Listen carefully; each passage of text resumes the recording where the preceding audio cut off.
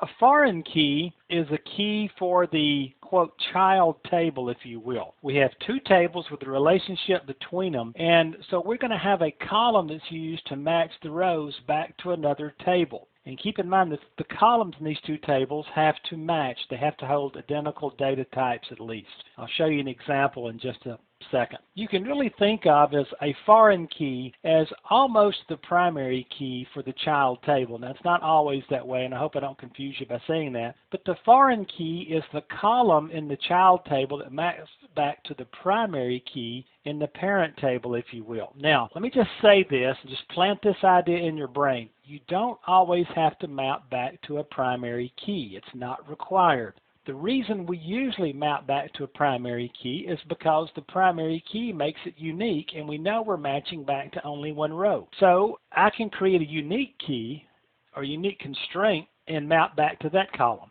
and still have my primary key somewhere else. But we'll talk more about that a little bit later on. Now, foreign keys are created only to link data back to a parent table. And what I want to do is just show you an example here. It's the best way to help you understand it.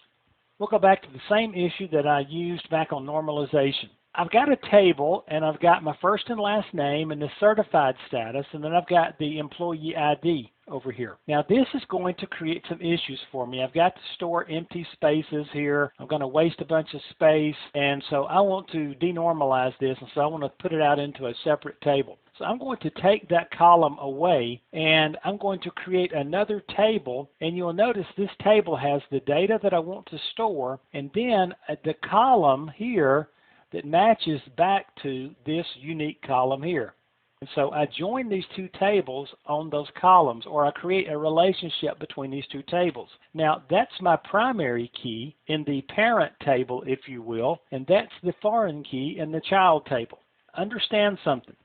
By creating this relationship between these two tables, I have now also protected myself from ruining my data, because now if I try to just delete this line right here for Bob Harris, the primary foreign key restraint or constraint is going to warn me. It's going to say, wait a minute, dude, you can't do this. Hold up. You've got data over here in this other database that if you remove this line right here, then this data is going to be out here and it won't have anything to connect back to.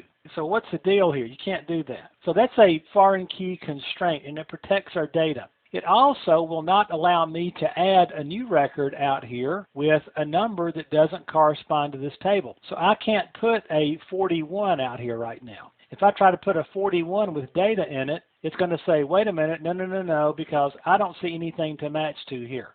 It builds in some protections for us because we've separated our data out, and that might look kind of scary at first. Now, it also adds a level of complexity, because now when I want to know how many of my people are certified, I'm going to have to write a join query that joins these two tables, right? And it joins them where the ID field in this table equals the ID field in this table. So if I run that query, it's going to tell me that Bob Harris is certified and that Jack Jones is certified based on their two IDs. And to determine who's not certified, then I'm going to have to pull these people where the IDs are not equal in these tables. So as you can see, when you start to use these foreign keys and you split your tables out, your queries do get more complex, but your data storage is a lot more efficient, and your tables get a little easier to read and to update. We talked about that normalization, so I won't go back into that here. But that's a foreign key, and just keep in mind the foreign key is the key in that child table that you're going to use to link that table back to that parent table. And you will hear child and parent out there in different